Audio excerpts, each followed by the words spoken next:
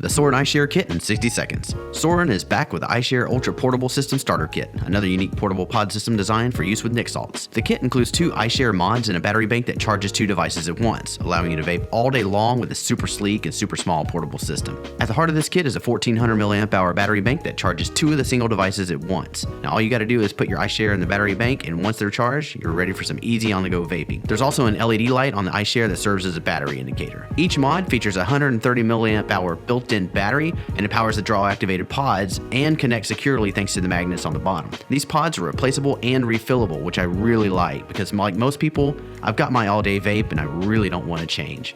And the mod actually looks like an overgrown USB stick, yet it still fits in the palm of your hand and your pocket with ease. Also, you can purchase each component separately, so if you accidentally break your mod or you want to buy extra pods, you can. If you want a stealthy, easy-to-use kit that gets the job done, then this is the device for you, and you can get yours at VapeWild.com.